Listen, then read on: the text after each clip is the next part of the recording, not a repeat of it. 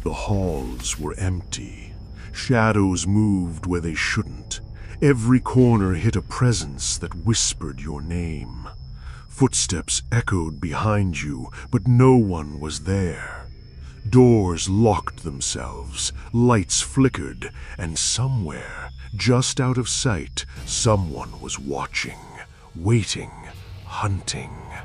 Tonight, nothing is safe.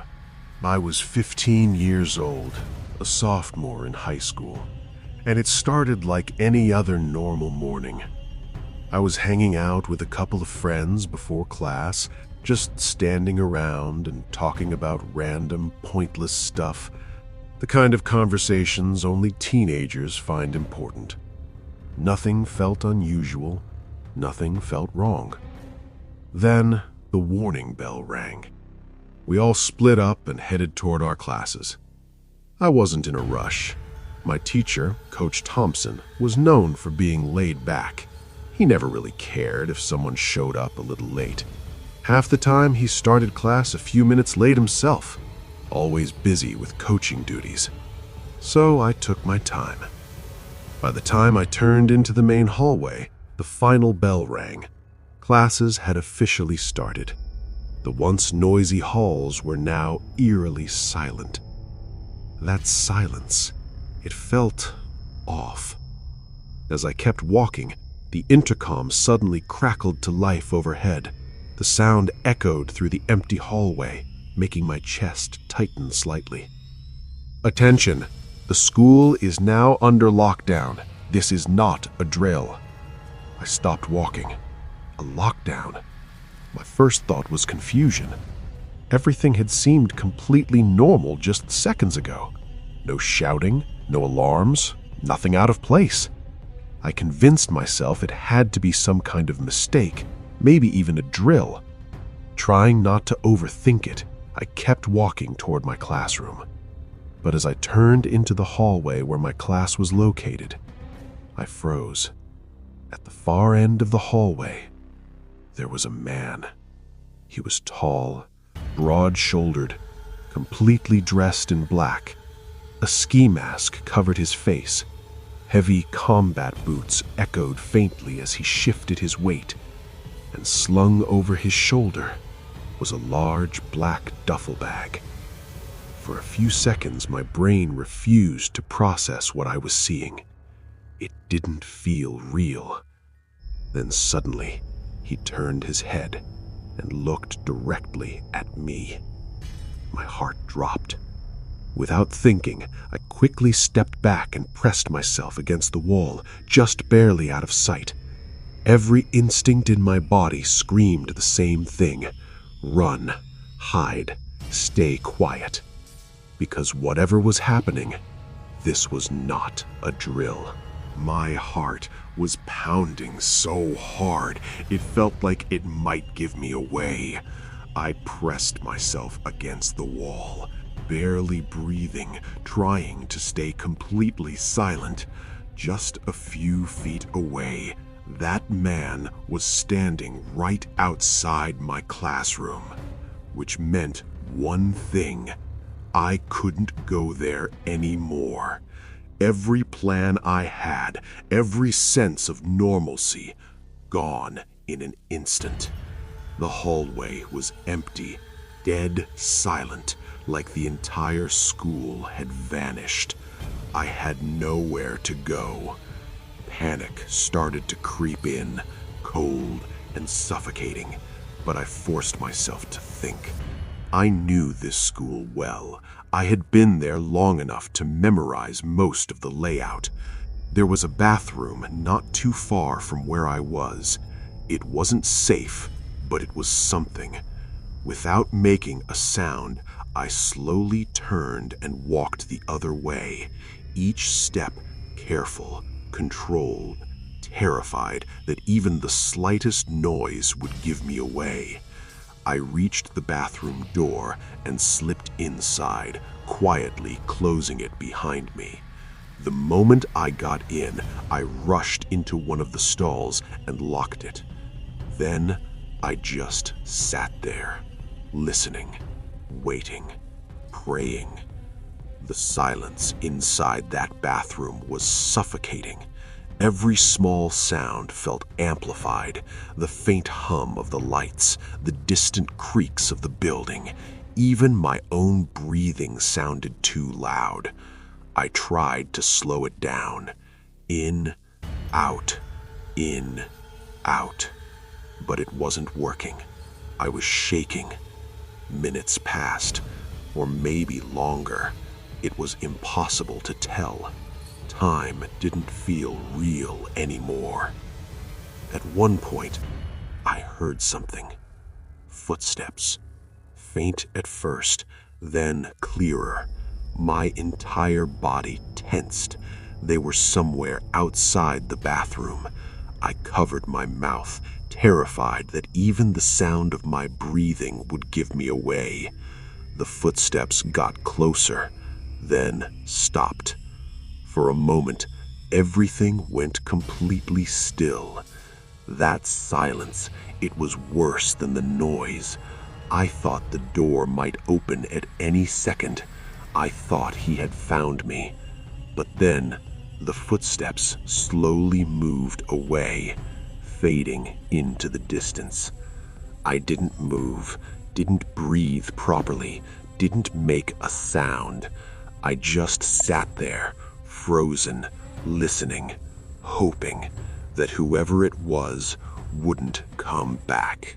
I don't know how long I stayed in that stall. It felt like forever. At some point, the silence became unbearable.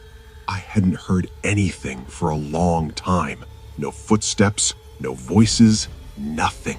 Just that same heavy, unnatural quiet. I told myself it might be over, or at least safer than before.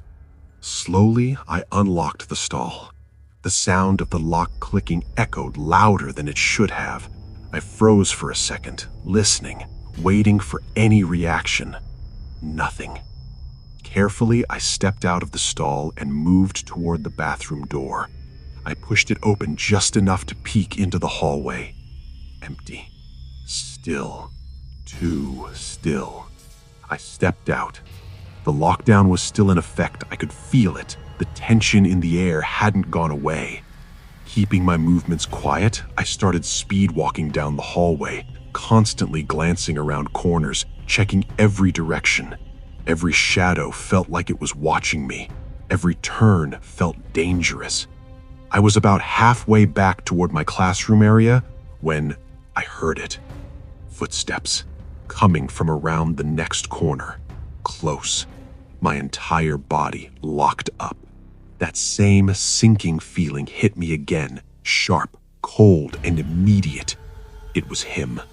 Without hesitation, I turned and rushed the other way, trying to stay as quiet as possible. But then I made a mistake. I glanced back, and for a split second, I saw him. The man in the ski mask was stepping into the hallway, turning in my direction. He had seen me. That was it. Every instinct in my body took over. I ran. Not just running, sprinting for my life. I didn't care about anything else anymore. Not school, not consequences, not anything waiting for me later. Nothing mattered except getting away.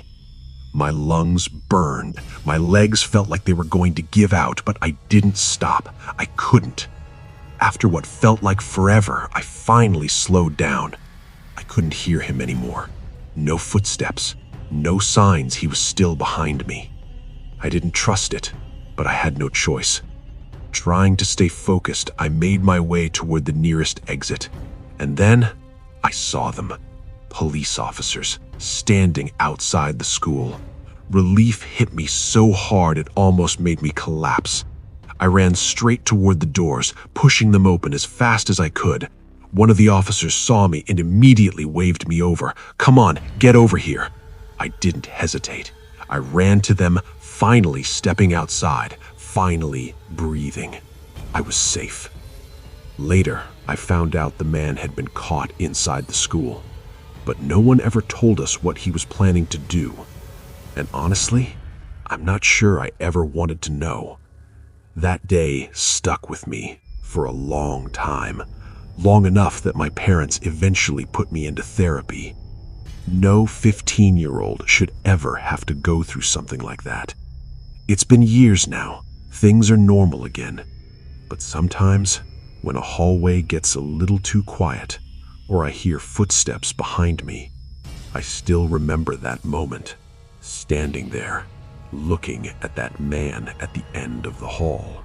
I was 18 years old when this happened. It started during fourth period, just another normal, boring class. I was barely awake, half listening to the teacher, my mind drifting like it usually did. Nothing felt unusual until the intercom came on. A sharp crackle filled the room, instantly grabbing everyone's attention. Then the principal's voice followed, tense, urgent, different. "Attention students and staff, this is a code red lockdown. This is not a drill. Follow all lockdown procedures immediately." My stomach dropped. The entire room went silent. For a second, no one moved. Then everything changed at once. Our teacher quickly got up, rushed to the door, locked it, and turned off the lights. She told us to move, fast. We all gathered into the corner of the classroom, huddled together, trying to stay out of sight. No one was joking anymore. No one was talking loudly. Just whispers, nervous, quiet whispers. What's going on? Is this real? Did someone bring a weapon? Questions filled the room, but no one had answers. Someone finally asked the teacher what was happening. She didn't explain. She just shook her head and whispered, "Stay quiet." That's when it really hit me. This wasn't a drill. Minutes passed, then more minutes. Time started to drag in the worst way possible. Being stuck in a dark classroom with a group of anxious high school students, it doesn't take long for fear to spread. Some people pulled out their phones. Others kept whispering, making guesses about what was happening outside. Every tiny noise made us flinch. A creak, a distant thud. Even the building settling made it feel like something was moving out there. At one point, one of the kids couldn't take it anymore. He slowly got up and peeked through the small window on the classroom door. The teacher immediately pulled him back down, whispering harshly for him to sit. But before he did, he said something that made the entire room go cold. "I saw someone, a guy in a red sweatshirt, walking in the hallway." No one spoke after that. The air felt heavier, thicker, like something was getting closer. And the worst part? We had no idea how long we'd be stuck there, waiting. The lockdown lasted for hours. At least, it felt like hours.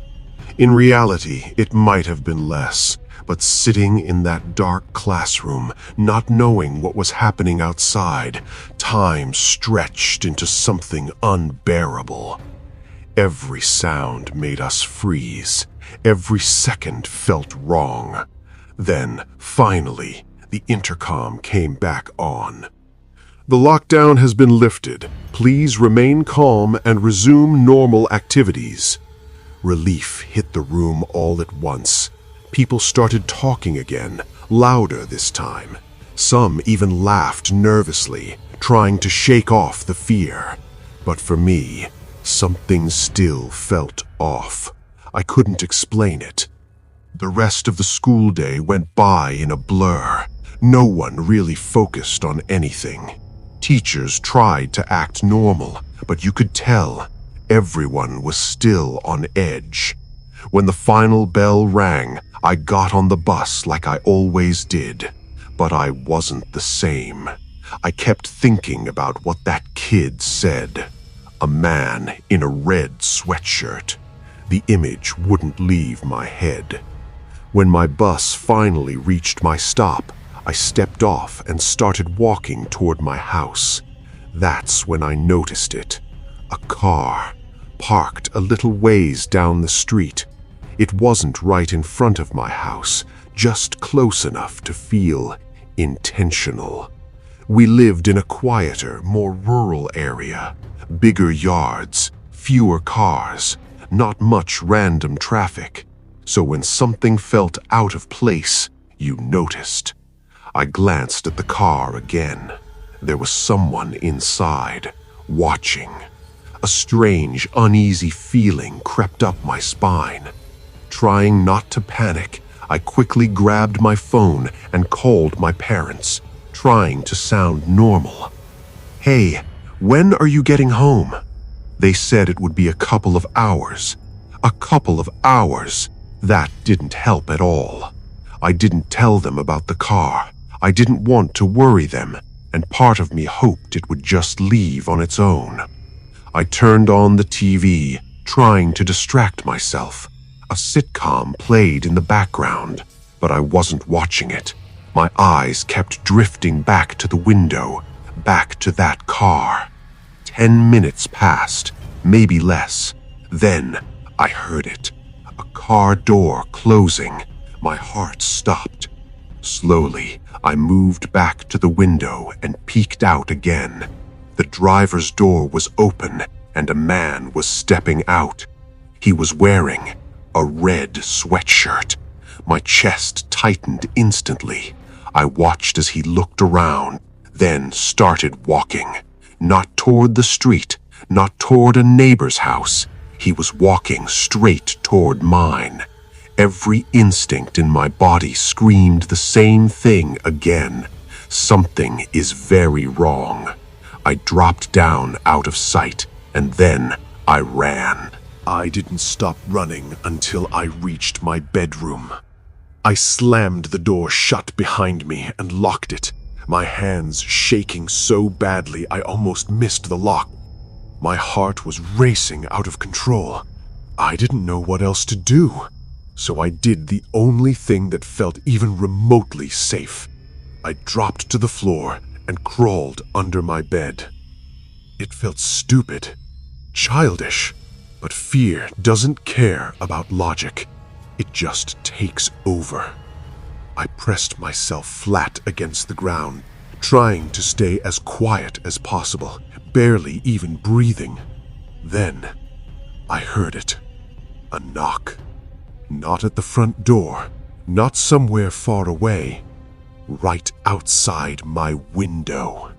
My entire body jolted. He was there, right outside my room. That was it.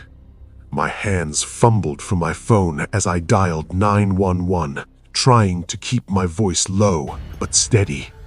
Someone's outside my house. I think he's trying to get in.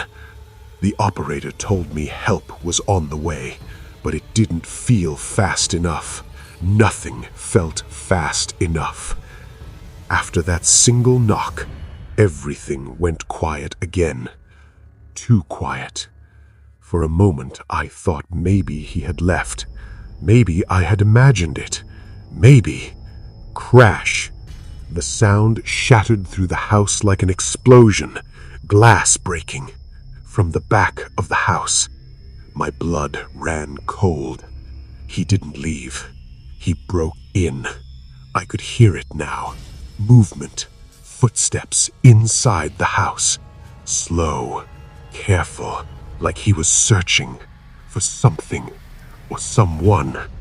I covered my mouth, trying not to make a sound as tears filled my eyes.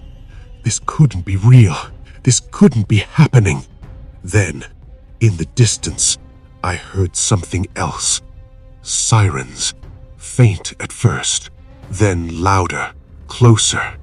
The best sound I had ever heard in my life. The footsteps inside suddenly stopped.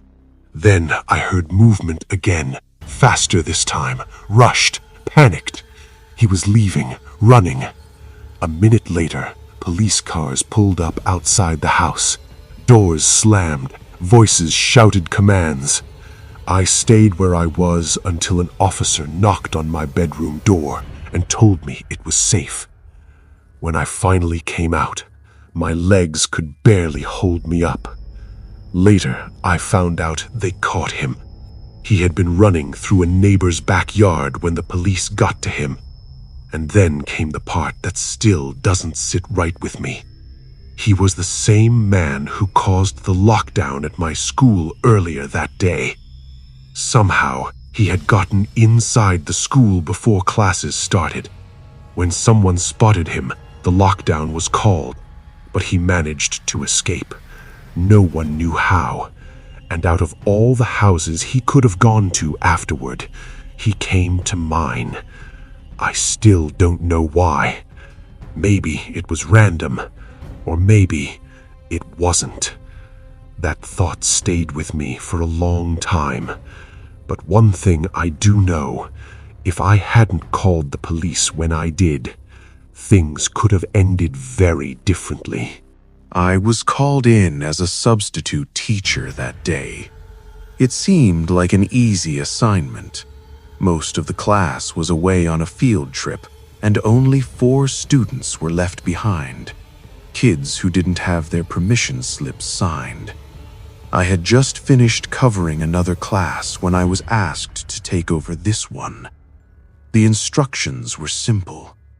Play a Mythbusters video, hand out a worksheet, keep them busy. Nothing unusual, nothing difficult. At least, that's what I thought. The 4 students sat together when I walked in, like they were inseparable, laughing, whispering, completely uninterested in anything school-related. I got the video started, handed out the worksheets, and within minutes, all 4 of them raised their hands. "Can we go to the bathroom?" At the same time. I hesitated for a second. It felt a little odd, but not enough to say no. "All right," I said, "but don't take too long." They nodded quickly, almost too eagerly, then got up and walked out together into the hallway. I remember watching the door close behind them. Something about it felt off, but I ignored it. I paused the video and waited for them to come back. 1 minute passed, then 2, then 5. Still nothing. The classroom felt quieter than it should have, empty in a way that didn't feel right. And then, the intercom crackled to life. The sudden noise made me jump. "Attention! The school is now under lockdown. This is not a drill." My stomach tightened instantly. A lockdown? My eyes went straight to the door. Those 4 students were still out there. For a moment I froze, my mind racing. Do I follow protocol, lock the door, turn off the lights, stay inside? Or do I go find them? They were my responsibility, and now they were somewhere out in the halls during a lockdown. I stood there for a few seconds, caught between fear and responsibility. Then I made a decision. I couldn't just leave them out there. So I stepped out into the hallway, and the moment I did, I knew I had made a mistake. The hallway was completely empty, silent. Not a single student, not a single teacher, just long stretches of empty space, and that heavy, unnatural quiet again, the kind that makes you feel like you're not alone, even when you can't see anyone. The moment I stepped into the hallway, a wave of unease washed over me. It was too quiet. No voices, no footsteps, no doors closing. Just silence. The kind of silence that doesn't feel natural, like the building itself was holding its breath. I started walking quickly, trying to stay calm, heading toward the nearest bathroom. It was the most logical place the students would have gone. At least, that's what I told myself. My footsteps echoed softly against the floor as I moved, each sound making me more aware of how alone I really was. When I reached the bathroom door, I didn't hesitate. I pushed it open and stepped inside. "Hey guys," I called out, trying to keep my voice steady. "We're on lockdown. You need to come back to the classroom." My voice echoed off the walls, but there was no response, not even a whisper. I frowned and walked further in, checking each stall one by one. Empty. Every single one. My stomach dropped. They weren't there. "Okay, not funny," I muttered under my breath, though I wasn't even sure who I was talking to. A strange feeling started creeping in. If they weren't there, then where were they? I didn't have time to figure it out. A sudden sense of urgency hit me. I needed to get back to the classroom, now. If something was actually happening in the school, wandering the halls was the worst possible decision. I turned and quickly made my way back, my pace faster this time, my breathing heavier. Every corner I passed felt dangerous. Every shadow felt like it was hiding something. When I finally reached my classroom, I stepped inside and shut the door behind me, locked it, turned off the lights, just like protocol said. And then I waited. Minutes passed, slow, painfully slow. 10 minutes felt like an hour. Still no sign of the students. The room was dark now, the only light coming faintly through the covered windows. I stood near the door, listening, trying to hear anything outside. But then I heard something else. Inside the room, a sound, soft, subtle, like something shifting. I froze. Slowly, I turned my head, scanning the classroom. Rows of empty desks, still, silent. I told myself it was nothing, just my imagination. But then I heard it again, this time clearer, a faint movement from the back of the room. My eyes locked onto one of the desks in the far corner, and that's when I saw it. A figure, crouched low, hidden behind the desk. My throat went dry. Every instinct in my body screamed that something was very, very wrong. I froze. The figure slowly began to rise. It wasn't a student. It wasn't one of the kids I was responsible for. It was a man, a complete stranger, and he was looking right at me. Panic hit me like a lightning strike. Every hair on my body stood on end. My heart was pounding so loud I was sure he could hear it. I didn't hesitate. I ran. Out the classroom door, down the hallway, away from him. My legs pumped as fast as they could, fueled by pure terror. I didn't stop to think about the students. I didn't stop to think about my safety. I just ran.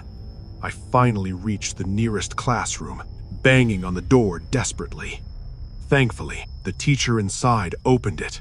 Her expression immediately shifted from confusion to concern as I explained what had happened, my words spilling out in a jumble. She didn't waste a second. She called the principal, alerting them to the new threat. Within minutes, the school hallways were filled with activity. Teachers, students, administrators, and police officers rushing around. It was chaos. The intruder had vanished by the time we returned to my classroom, and the missing students were found safe in another teacher's room. No one knew what he was searching for. No one knew what his intentions were. Rumors swirled. Maybe he was targeting someone. Maybe he had a weapon. The details remained unclear. But I will never forget that moment. That feeling of being completely alone in the dark with a stranger lurking just a few feet away. From that day on, every lockdown felt different. Every hallway felt different. And every time I saw a shadow moving in the corner of my eye, I remembered the stranger in the classroom. This happened back in my freshman year of high school, an ordinary day that quickly turned into one of the most unsettling experiences of my life. I was sitting in history class, half listening, when someone came to the door with a note. At my school, a few students worked for the office each hour, delivering passes for appointments or other reasons. When the student handed the note to my teacher, Mr. Watterson, he read it aloud. Then he called my name. I froze. I wasn't expecting to leave school that day. No dentist appointment, no doctor visit, nothing. Still, I got up and walked toward him. He handed me the note along with my homework, saying casually, "See you later, pal." I took the note, trying to shake off the strange feeling that had started creeping up my spine. As soon as I read it, I realized something was off. The note said I would be picked up for an appointment at 10:30 by a woman my mother supposedly knew. I didn't recognize the name, I didn't recognize the handwriting, and I certainly didn't know this woman. Still, I tried to shrug it off. Maybe it was a family friend. Maybe everything was fine. I walked through the nearly empty hallways, the quiet making each of my steps feel louder than they should have. Finally, I reached the side entrance. There was a minivan parked outside, its engine running. A woman's head turned toward me as the passenger window rolled down. We made eye contact. She smiled, and then she said something that made my stomach drop. "I'm here to pick you up. Your mother sent me." I froze. I didn't know her. I hadn't met her in my life. Something about her voice, her calmness, didn't feel right. "Who are you, really?" I asked cautiously. She replied vaguely, "We're old friends. Your mother asked me to come get you." I shook my head. "I'm not comfortable. I'm going back to school," I said. The woman tried to insist. The sliding door of the van began to open, and at that moment I realized I needed to run. I turned and ran toward the front of the school as fast as I could, my chest burning and legs pumping like never before. The side doors I had just exited were locked during school hours, something I had completely forgotten. That realization made my stomach twist with panic. I glanced back. The minivan was still there, and now a man had emerged from the side sliding door. He was walking straight toward me. My heart slammed against my ribcage. I didn't even look for cover. I just ran, full sprint, straight to the front entrance. Inside the school, the small security window was manned by a woman who checked IDs all day. I reached it, out of breath, and tried to explain what was happening. She looked at me like I had lost my mind at first. Her expression shifted quickly when she saw the fear in my eyes. She asked for my student ID, confirmed it, and handed me a hall pass to return to class. I didn't waste any time. I ran through the empty hallways, the walls now seeming unnaturally long, shadows stretching in impossible ways. Every noise echoed like a warning. I returned to my classroom, my chest heaving. Everyone stared at me, confused by my sudden reappearance. "Everything okay?" Mr. Watterson asked, his voice cautious. "Yeah, I guess," I muttered, still trying to catch my breath. I sat down, but I couldn't shake the feeling. Something wasn't right. The calm, orderly school day I had expected had turned into something that felt predatory. and I didn't yet know the worst part was still to come. The next class started like any other. English with Miss Gallo. It was a boring class, the kind that made time drag slowly. I was still unsettled from the morning. About 20 minutes in, Miss Gallo's phone rang. She answered quickly, then returned to the room looking worried. "Everyone," she said, "we're going into lockdown. This is not a drill." My stomach dropped. We all moved to the back of the classroom, sitting on the floor. Silence fell instantly. Every heartbeat echoed in my ears. I couldn't make sense of it. I didn't understand the connection to the earlier events. 30 minutes passed. No one spoke. Every creak, every tap of a shoe, every distant sound made us flinch. Finally, Miss Gallo answered another call and announced the lockdown was lifted. Relief washed over everyone, but my unease remained. When the day ended, rumors began circulating about what had actually happened. Some details were revealed. A man had entered the school, bypassing the woman at the security window who asked for credentials. She called the office immediately. The school went into lockdown while the intruder hid somewhere inside. It took about 30 minutes for police to find him, hiding in the bathrooms near my locker. And the strangest part? He was the same man who had tried to pick me up earlier in the minivan. It hit me then. Somehow, the woman and the man had orchestrated this. They had tried to get me to leave the school, and he had followed me inside. I don't know how they knew where I was. I don't know why he came for me. All I know is that fear, pure and cold, had followed me through every hallway that day. Even now, thinking back, the memory sends a chill down my spine.